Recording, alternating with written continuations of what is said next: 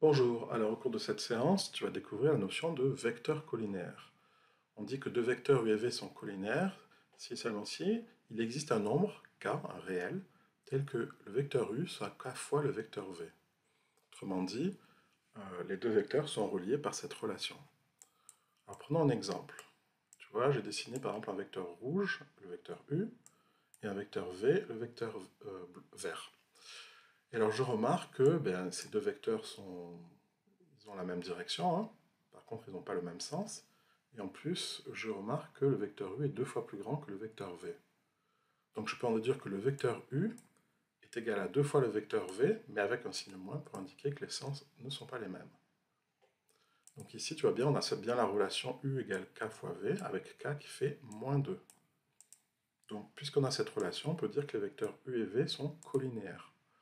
Alors concrètement, ça veut dire quoi? Collinéaire, ça veut dire même, ligne, linéaire, c'est la ligne. Donc ça veut dire que ces deux vecteurs, ils sont supportés, tu vois, par des lignes, par des droites qui sont parallèles. C'est ça que ça veut dire. C'est pas la même ligne, mais c'est des lignes parallèles. Voilà ce que ça veut dire collinéaire. Donc on peut dire que deux vecteurs collinéaires ont la même direction, hein, c'est-à-dire que leur droite supporte la droite sur laquelle ils se trouvent, si tu veux, par D et D', sont des droites parallèles. Alors voyons tout de suite un exemple, un exercice. On te dit, on donne deux vecteurs u et v tels qu'on a cette relation vectorielle. Et on veut montrer que les vecteurs u et v sont collinaires. Donc ça veut dire qu'il faut trouver un nombre k tel qu'on ait cette relation entre u et v, u égale k fois v. Comment je vais faire? Je vais traiter ça comme des équations en fait, hein, comme des égalités, hein, pareil, hein. Sauf que là, c'est pas des nombres, c'est des flèches, mais c'est pareil, ça se traite de la même façon. Donc j'aurais écrit la relation. Ce que je peux faire, c'est que je peux enlever 3v à gauche, donc je fais moins 3v, tu vois. Si je le fais à gauche, je le fais à droite, pour respecter l'égalité. Donc les 3v vont disparaître, ici et ici. Donc je vais me retrouver avec moins 4u égale, à droite j'aurai v moins 3v, v moins 3v ça fait moins 2v.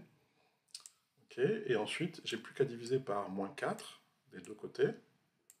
Donc je me retrouve avec u égale moins 2 sur 4 vecteur v. Et si je simplifie, moins 2 sur 4, ça fait moins 1,5. Donc j'ai la relation vectorielle u, vecteur u égale moins 1,5 de vecteur v. Donc tu vois, j'ai bien trouvé le nombre k, il existe, ce nombre k, c'est ici, c'est moins 1,5. On a u égale k fois v avec k qui fait moins 1,5. Donc on peut dire que ces deux vecteurs, u et v, sont collinéaires. Donc si je devais les dessiner, je ferais quoi?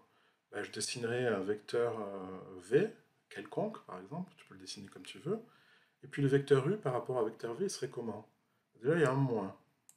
Ça veut dire que... Alors déjà, collinaire, ça veut dire qu'ils sont dans la même direction. Ensuite, le moins veut dire que c'est dans le sens opposé, et le 1,5 veut dire que la longueur de u, de la flèche u, c'est la moitié de la longueur de v. Deuxième exercice, donc on te demande... On te dit, on représente un vecteur quelconque du plan, donc voilà, j'ai représenté un quelconque, là, en bleu, qui fait 3 carreaux, tu vois. On te dit, construis un vecteur v tel que v égale moins 4 fois u. Alors tu vois, je dis v égale moins 4 fois u, mais je devrais dire vecteur v égale moins 4 fois le vecteur u à chaque fois. C'est un peu pénible à dire, hein. Donc je dis v égale moins 4u, ça ira plus vite. Je le ferai à chaque fois, ça, hein. C'est une erreur, mais c'est pour aller plus vite.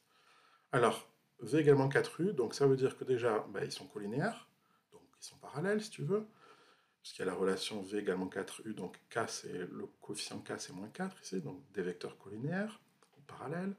Ensuite, le sens, c'est le sens opposé. V est de sens opposé à U. Donc tu vois, je représente V de sens opposé à U, et je représente V qui est 4 fois la longueur de U, parce qu'il y a un 4 ici.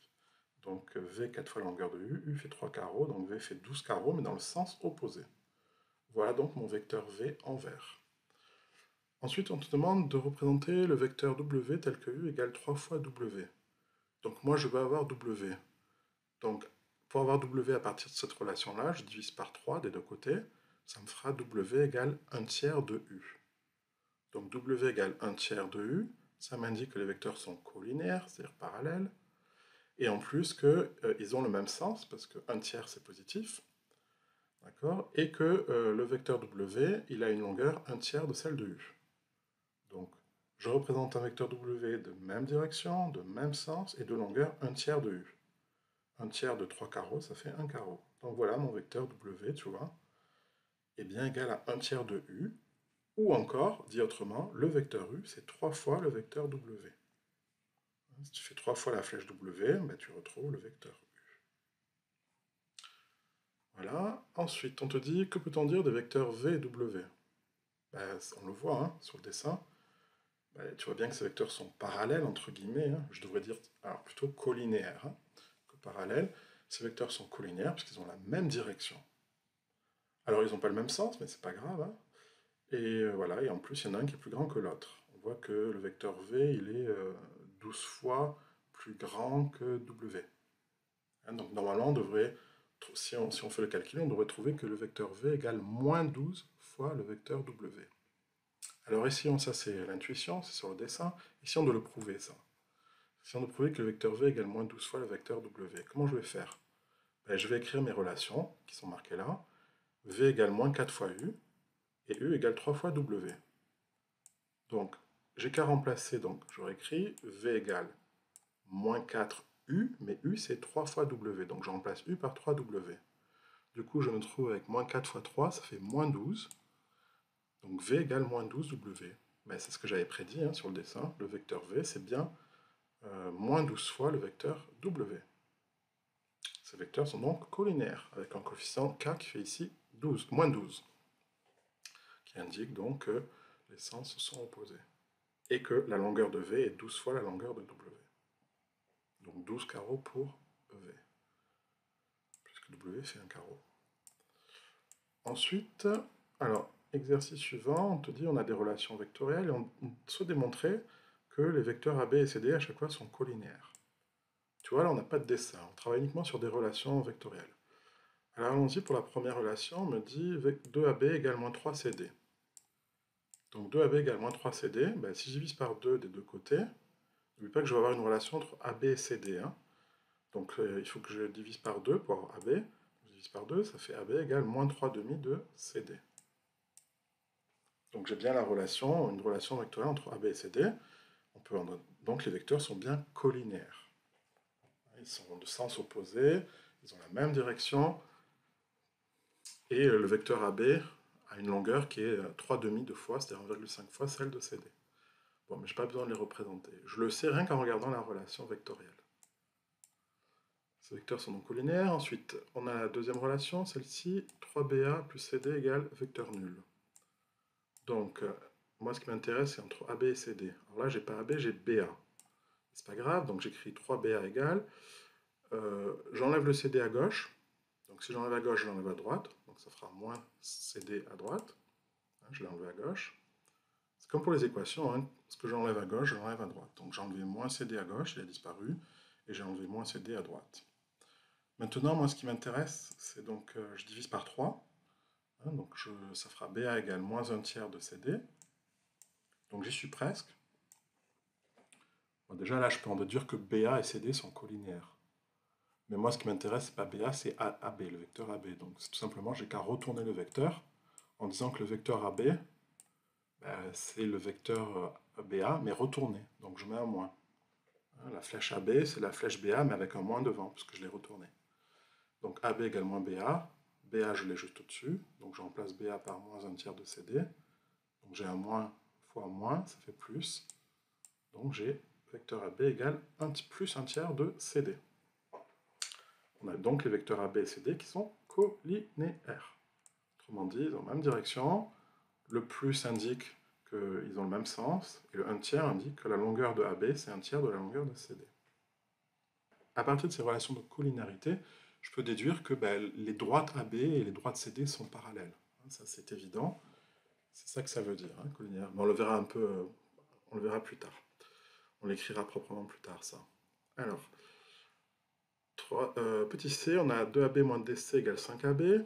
Donc là, c'est pareil. J'écris la relation. Moi, ce qui m'intéresse, c'est la relation entre AB et CD. Là, je fais 2AB moins 5CB, moins 5AB, pardon. Donc je rassemble 2AB moins 5AB, ça fait moins 3AB. Et le moins DC, je rajoute plus DC des deux côtés, comme ça il disparaît là, et il apparaît à droite.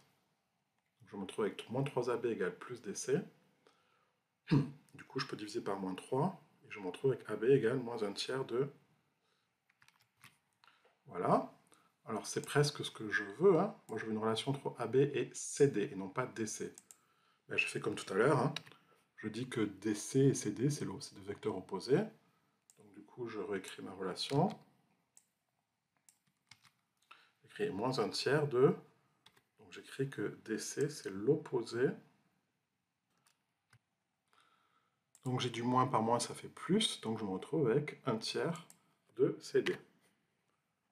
Donc, je me retrouve avec 1 tiers de CD. Voilà, donc j'ai AB. Je vais le réécrire proprement. J'ai donc AB qui est égal à 1 tiers de CD. Autrement dit, les deux vecteurs sont colinéaires. Donc les droites sont parallèles, ils ont la même direction, ces vecteurs, ils ont le même sens parce que le coefficient est positif. Et la longueur de AB, c'est 1 tiers de la longueur de CD. La dernière relation, un peu plus difficile, pourquoi? Tu vois, dans cette relation, on a AD. Ah, mais moi, ce que je veux avoir, c'est une relation avec AB et CD, et non pas AD. Donc il va falloir que j'introduise le point B et le point C. Mais ça, c'est ce qu'on appelle la relation de Schall. Quand tu n'as pas ce que tu veux, tu peux l'introduire, tu peux introduire les points que tu veux grâce à la relation de Schall. Je te rappelle ce que c'est que la relation de Schall. Donc je vais décomposer AD. AD, je peux l'écrire comment? Je vais l'écrire sous la forme de AB plus BC. Donc si tu te rappelles bien, AB plus BC, ça fait, d'après la relation de Schall, le point B est en commun. Tu vois, ce point B, il est là et il est là. Si tu le caches avec tes deux doigts, ça te fait AC, le début et la fin. AC. Donc ça fait AC plus CD. Donc ça, je peux le remplacer par AC. Et AC plus CD, on a le point C qui est en commun. Donc je peux le supprimer. Ça fait donc A, le départ, et D, la fin. J'ai donc bien le vecteur AD. Donc c'est facile, il suffit d'introduire autant de points que tu veux. Là. Tu peux introduire le point B, le point C, etc. Mais il faut vérifier à chaque fois que le point qui est en commun ici, au début, enfin à la fin ici et au début, puisse se simplifier. Je vais faire la même chose pour BD, parce que BD, ça ne m'intéresse pas à moi. Moi, ce que je veux, c'est du AB ou du CD. Donc, pour transformer BD, comment je fais? Toujours pareil, j'utilise Schall, relation de Schall, je fais intervenir le point C. Comme ça, BD, je peux dire que c'est BC plus CD. Tu vois, le point C est en commun là et là. Et quand je fais l'addition, hop, c'est comme si le point C disparaissait. Et ça me donne BD. Hein, c'est logique, hein, si tu suis le chemin BC et ensuite le chemin CD, ben c'est comme si tu avais pris le chemin BD. Okay, C, c'est un point intermédiaire uniquement. Voilà ce que se dit la relation de Schall. Hein, elle est toute bête. Mais si tu t'en souviens plus, revoir les leçons précédentes. Donc j'ai ces deux relations. Je vais donc remplacer AD et BD là-dedans. AD, je vais le remplacer, et BD, je vais le remplacer par ces relations de Schall. Donc c'est parti. C'est ce que j'ai écrit ici. On remplace AD et BD dans cette relation. Donc AD, je le remplace par ça. C'est ce qui est marqué au-dessus, là. Et BD, qui est ici, je vais le remplacer par la relation de Schall, qui est ici. BC plus CD. Voilà, je me retrouve avec cette relation. Alors maintenant, j'ai plus qu'à développer. Hein, je peux développer comme avec des nombres. Hein. C'est pareil, donc là, je fais 4 fois AB, plus 4 fois BC, plus 4 fois CD. On va devoir faire ça avec les flèches. Pareil, là, ici, j'ai moins 4 BC et moins 4 CD. Donc, je vais développer. OK. Du coup, il y a des simplifications qui se font, puisque je vois que j'ai 4 vecteurs, 4 BC et moins 4 BC, ben, ça simplifie. Et j'ai aussi 4 CD avec moins 4 CD qui simplifient. Du coup, tout ça, ça s'en va. Voilà, et il me reste quoi? Il me reste 4AB plus 2CD, égale vecteur nul. Voilà, je suis content parce que du coup, c'est ce que je voulais avoir une relation entre AB et CD. AB est là et CD est là. J'ai plus qu'à faire passer le 2CD de l'autre côté, autrement dit à enlever 2CD. Donc si j'enlève à gauche, j'enlève à droite. Je me trouve avec 4AB égale moins 2CD. Maintenant, j'ai plus qu'à diviser par 4. Donc, si je divise par 4 des deux côtés, ça fait AB égale moins 2 sur 4, c'est-à-dire moins 1,5 de CD. Donc j'ai réussi à trouver une relation entre AB, le vecteur AB et le vecteur CD. Donc je peux dire que les vecteurs AB et CD sont bien colinéaires. Donc toujours pareil, les droites AB et CD sont parallèles. La direction de AB, c'est la même direction que CD, puisque les droites sont parallèles. Par contre, le sens est opposé. et la longueur de AB, c'est 1/2 fois la longueur CD.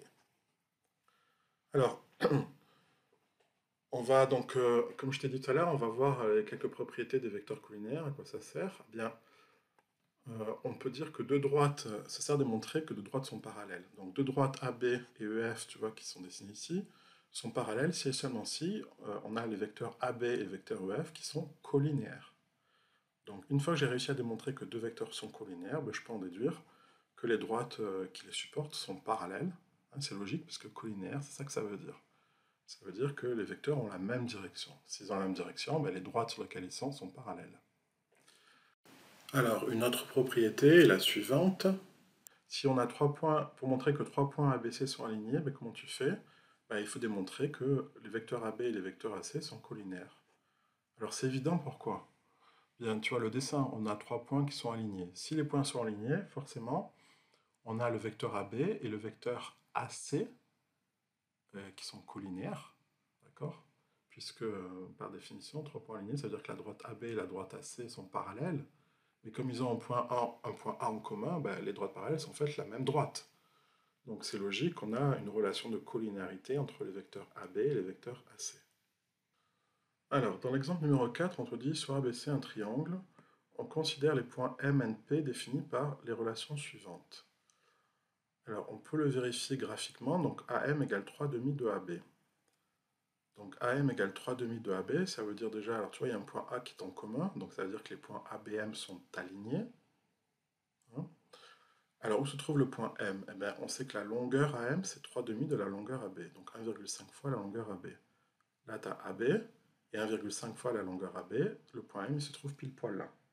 Tu vois, on voit que le vecteur AM, c'est 1,5 fois la flèche AB. Ils ont le même sens, puisque 3/2 c'est positif, même direction parce qu'on a collinarité, et la longueur, c'est 3/2 fois la longueur AB. Donc, on peut placer le point M. Ensuite, on te dit AN égale 1/2 de AC. Donc pareil, AN égale... Alors on a le point A qui est en commun. Si le point A est en commun, ça veut dire que les points A, N et C sont alignés. C'est ce qu'on voit ici sur le dessin. Et en plus, on peut dire même mieux, on peut dire que le vecteur AN égale 1/2 AC, c'est-à-dire qu'ils sont dans le même sens, les vecteurs, AN et AC, on le voit sur le dessin. Et la longueur AN, c'est la moitié de celle de AC. Donc le point N est au milieu. C'est ça que ça veut dire.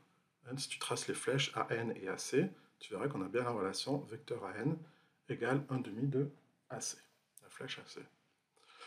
Et enfin, on a la relation suivante.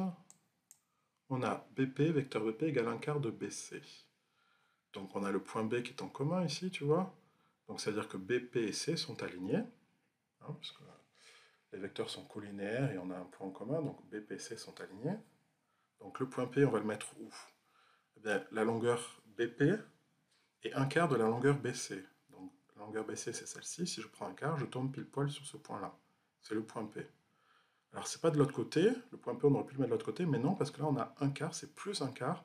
Donc ça veut dire que le sens du vecteur BP, c'est le même que le sens du vecteur BC. Donc BP et BC ont le même sens. Donc le point P, il est forcément là, de ce côté, et non pas de l'autre côté. Donc voilà, longueur BP égale 1/4 de la longueur BC. Alors on te dit maintenant qu'on sait ça, on te dit exprimer vecteur Mn en fonction de AB et AC. Alors Mn en fonction de BC et... Pardon, exprimer Mn en fonction de AB et AC. Alors on va utiliser la relation de Schall encore une fois, parce que tu vois, on veut faire intervenir le point A. Donc je vais dire que Mn, c'est MA plus AN. Le point A étant ici le point en commun, tu vois. Donc je peux dire que MA plus AN, c'est bien Mn. MA, alors je remplace MA. MA, il est donné ici. Enfin, j'ai AM. Mais MA et AM, c'est juste l'opposé. Donc j'ai qu'à remplacer MA par moins 3/2 de AB. Donc ce que j'écris ici, c'est moins 3/2 de AB. Et AN, il est donné dans l'énoncé, c'est 1/2 de AC. Donc voilà, j'ai une relation entre Mn, AB et AC. J'ai répondu à la question 1. On verra à quoi ça sert plus tard, cette relation. Ça servira pour la question C. Ensuite, on te demande d'exprimer MP en fonction de AB et AC. Alors pareil, MP en fonction de AB et AC. Donc là, encore une fois, je vais introduire des points grâce à la relation de Schall. il faut que j'introduise les points A et B. Donc je transforme MP en MA plus AB. Donc MA plus AB, ça fait MB. Et MB plus BP, ça fait bien MP. Donc voilà la relation de Schall qui m'a été utile. Du coup, maintenant, j'ai plus qu'à remplacer MA par moins 3 demi de AB, comme tout à l'heure. AB, c'est AB. Et BP, donc, c'est... Voilà, et BP, c'est un quart de BC, comme c'est marqué ici. Donc BP, j'en place par un quart de BC. Donc j'ai qu'à maintenant rassembler les AB avec les AB. Donc moins 3 demi de AB plus AB, ça fait moins 3 demi plus 1. Moins 3 demi plus 1, si je fais le calcul, ça fait moins 1 demi. J'ai moins 1 demi de AB. Et j'ai un quart de BC.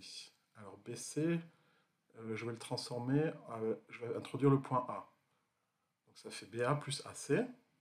Ok. Donc je recopie, je peux développer ici. Donc ça fait un quart de BA. Un quart de BA, oui, mais un quart de BA c'est moins un quart de AB, hein, puisque BA et AB sont opposés. Et un quart de AC, c'est un quart de AC. Donc j'arrive à cette relation-là. Je peux encore assembler les AB avec les AB. Donc j'ai moins un demi plus moins un quart. Moins un demi moins un quart, ça fait moins 3 quarts de AB. Et plus un quart de AC. Donc j'ai bien répondu à la question. MP, je l'ai exprimé en fonction de AB, effectivement AB, et AC. Alors maintenant, à quoi ça sert d'avoir écrit ces relations? Ben, ça sert pour la question C, puisqu'on me dit, en déduit maintenant que les points M, qui est ici, N, qui est ici, et P, qui est ici, sont alignés. Alors, il semble sur le dessin, ils ont l'air alignés. Mais comment je vais faire pour le démontrer? On a le théorème qui est au-dessus. Pour montrer que trois points sont alignés, il suffit de montrer que les vecteurs sont collinéaires. Donc, je peux prendre le vecteur Mn, par exemple, et le vecteur Mp, donc qui ont en commun le point M. Si j'arrive à montrer que Mn et Mp sont collinéaires, eh ben c'est gagné. Je pourrais en déduire que les points MNP sont alignés. Donc allons-y. J'ai Mn et Mp. Ah ben ça tombe bien, je les ai calculés juste au-dessus. Mn et Mp. Est-ce qu'ils sont collinéaires? Autrement dit, est-ce qu'il y a une relation entre les deux? Alors d'après ces deux relations, Mn et Mp, qui sont encadrées, il semblerait que le vecteur Mp, ici, soit la moitié du vecteur Mn. Est-ce que c'est vrai? Si on prend la moitié de Mn, la moitié de tout ça, ça fait quoi? La moitié de moins 3 demi, c'est moins 3 quarts. Ah, j'ai bien moins 3 quarts ici, de AB. Et la moitié de 1 demi, c'est un quart. Ah, j'ai bien un quart de AC.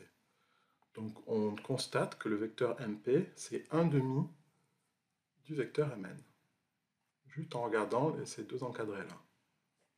Donc, puisqu'on a cette relation vectorielle, on peut dire que les vecteurs MP et Mn sont collinéaires, mais ils sont plus que collinéaires. Enfin, ils sont collinéaires, mais il y a le point N, tu vois, qui est le même ici et ici. Ça veut dire que les droites MP et Mn sont parallèles, mais elles sont plus que parallèles, c'est la même droite, puisque le point M est en commun. Donc, les points sont alignés. MP et N sont alignés. D'après la propriété qu'on a vue juste au-dessus. Hein, je te rappelle, si on a deux vecteurs collinéaires avec ici un point qui est en commun, le point A par exemple, eh bien on peut dire que les points ABC sont alignés. C'est ce qu'on a ici. Hein. On a deux vecteurs collinéaires avec le point M qui est en commun, donc on peut dire que les points MPN sont alignés. Et on peut même dire un peu mieux que ça, puisqu'on a, tu vois, MP égale 1 demi de Mn, donc ils sont alignés, mais en plus on sait que le point P est à la moitié du chemin de Mn, parce que le vecteur MP égale 1 demi de Mn. Donc MP c'est lui, et Mn c'est lui, ce vecteur-là. Je peux les tracer, hein, si tu veux. Donc on a le vecteur MP, c'est celui-ci, et le vecteur Mn, c'est celui-ci. Et on a bien MP qui est la moitié du vecteur Mn. Ça signifie tout simplement que le point P, c'est le milieu de Mn. Voilà ce que dit aussi cette relation. Donc tu vois, une relation vectorielle est très riche. Alors maintenant, on peut résoudre l'exercice numéro 3. Donc on te dit qu'on a un triangle ABC avec des points M et N définis par les relations suivantes. Tu peux vérifier que M égale 1 tiers de AB, AM est là, c'est 1 tiers du vecteur AB, ok, et AN, ce vecteur AN, il est 2 tiers du vecteur AC, ok. On te dit qu'on construit le point P tel que, donc le point P est ici, tel que ACBP est un parallélogramme. Alors, exprimer CP, le vecteur CP en fonction de AB et AC. Alors, puisqu'on a un parallélogramme, ça veut dire quoi? Ça veut dire que CP, le vecteur CP, c'est le vecteur CA plus CB. C'est comme ça qu'on avait défini la somme de deux vecteurs, le vecteur CA plus le vecteur CB. Bien par définition, c'est le vecteur CP, c'est la diagonale du parallélogramme. Tu peux le vérifier, hein. Tu n'as qu'à dire que CA plus CB. Alors, CA, on le retrouve ici, c'est pareil que BP. Et CB, ben c'est CB, donc CB plus BP, c'est la relation de Schall, ça fait CP. Je rappelle, CB plus BP, ça fait bien CP. Parce qu'on est passé par le point intermédiaire B. Alors, donc j'écris CP égale CA plus CB. Maintenant, alors, j'ai bien CP en fonction de CA, ok, mais j'ai pas en fonction de AB. Donc moi, je veux en fonction de AB. Donc il va falloir que le CB qui est ici, je le décompose en deux. Donc je vais faire intervenir le point A. Donc je vais décomposer CB en CA plus AB. Encore une fois, la relation de Schall, hein, le point A étant en commun ici. Donc du coup, je me retrouve avec CA plus CA, ça fait 2CA plus AB. Alors 2CA c'est quoi? C'est moins 2AC, parce que CA et AC sont des vecteurs opposés. Et AB, c'est AB. Donc je me retrouve avec AB moins 2AC. Donc j'ai bien répondu à la question. J'ai exprimé le vecteur CP en fonction de AB et du vecteur AC.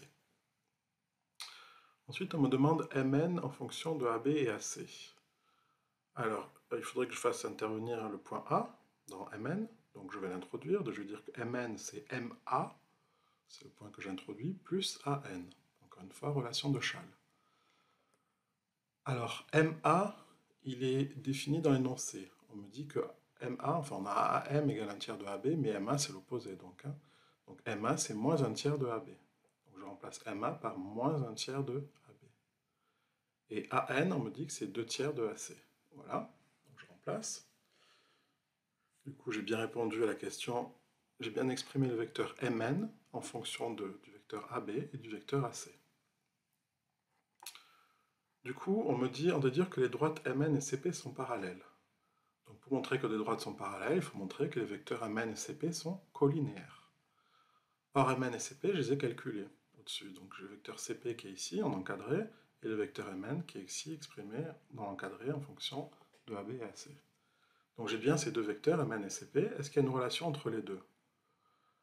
Bien, on constate que si on fait 1 tiers de tout ceci, ou moins 1 tiers plutôt, si on fait moins 1 tiers de tout ceci, donc moins 1 tiers de Cp, ça va faire quoi? Ça va faire moins 1 tiers de AB, c'est ce que j'ai ici, et moins 1 tiers de moins 2, ben c'est plus 2 tiers. Donc je constate que le vecteur Mn, c'est-à-dire ce vecteur-là, c'est moins 1 tiers de ce vecteur-là. Il suffit de regarder les nombres, les coefficients. Donc, puisque j'ai cette relation vectorielle, je peux en déduire que les vecteurs Mn et Cp sont collinéaires. Donc, les droites Mn et Cp sont parallèles. Voilà qui termine l'exercice.